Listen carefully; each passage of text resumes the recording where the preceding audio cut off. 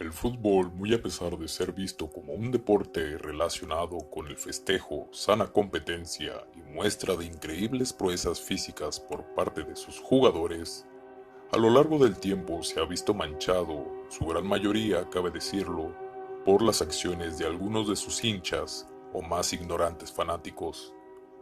Algunos ejemplos de este mismo año han sido la brutal batalla campal, suscitada entre fanáticos de Atlas y el Querétaro, en el estadio de la Corregidora, México, o la estampida ocurrida durante el partido de Arema en contra del Persebaya en Indonesia, que costó la vida de al menos 125 personas en Indonesia.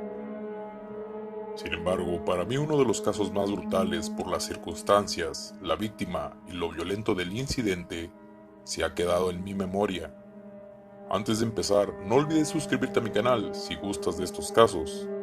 Ahora sí, acompáñame a conocer o recordar el brutal caso de José Maita, también conocido como Pepito.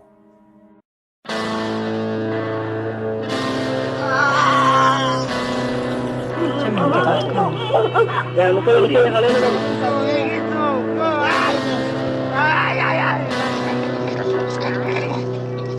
no andan de los pies, que tú creas, güey, bien verga, Cemente.com. que quieres ir derecho a la pinche, a la cabeza, güey.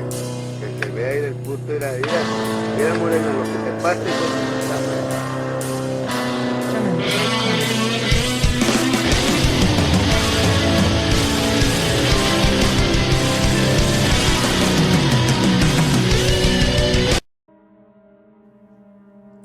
Este brutal incidente ocurrió el domingo 2 de abril del año 2000 en el Estadio Nacional de Perú.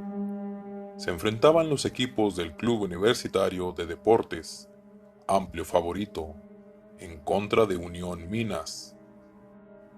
Mientras tanto, en el asiento 120 de la fila 2 se encontraba el protagonista de este incidente, José Maita, conocido como Pepito, un joven de 17 años con síndrome de Down, que como todos los domingos seguía al equipo de sus amores, el Universitario.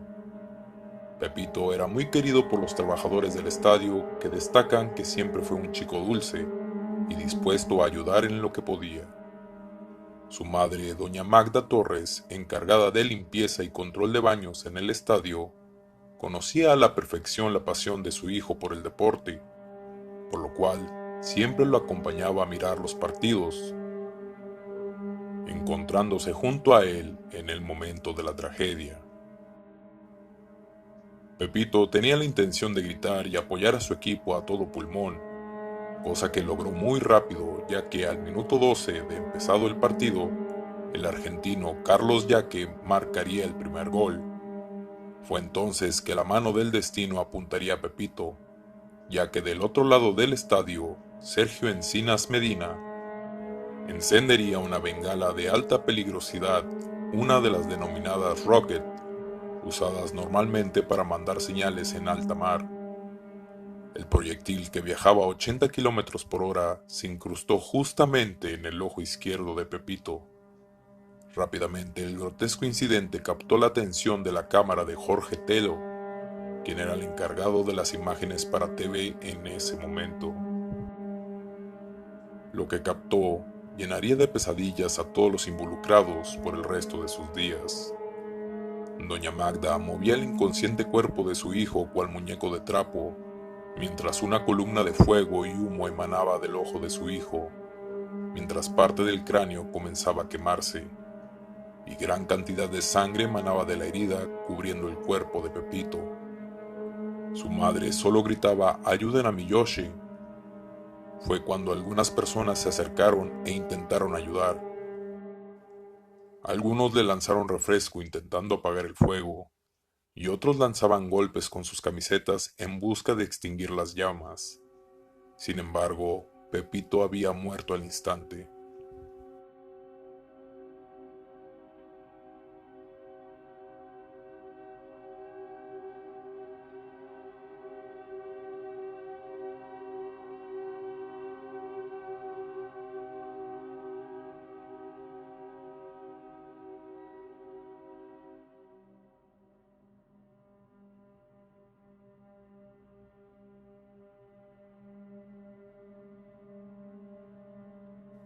Después de minutos que parecían una eternidad, la bengala se apaga y fue cuando un guardia de seguridad pudo cargar el cuerpo de Pepito hacia una ambulancia. Sin embargo, el parte médico lo decía todo: muerte por proyectil en la región orbital izquierda, con orificio de entrada y aparente salida. Sergio Encina recibiría solo 3 años como condena, de los cuales solo pagó 6 meses encerrado, para después huir a Estados Unidos, donde no se ha sabido más nada de él. En cuanto a la madre de Pepito, nunca más volvió al estadio, y compañeros de trabajo señalaron que al visitarla nunca más volvió a ser la mujer de antes. Sin duda, uno de los casos más horripilantes que han marcado este deporte.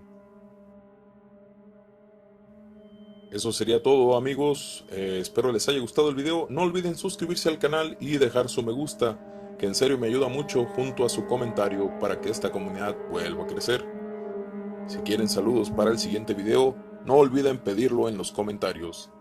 Síganme en mis redes sociales como Facebook, Instagram y, por qué no, en Twitch, donde estaré jugando algunos juegos gore y de terror. También les recuerdo que ya tenemos Telegram. Me despido como siempre recordándoles que mi nombre es Arles Gore, agradeciendo su atención.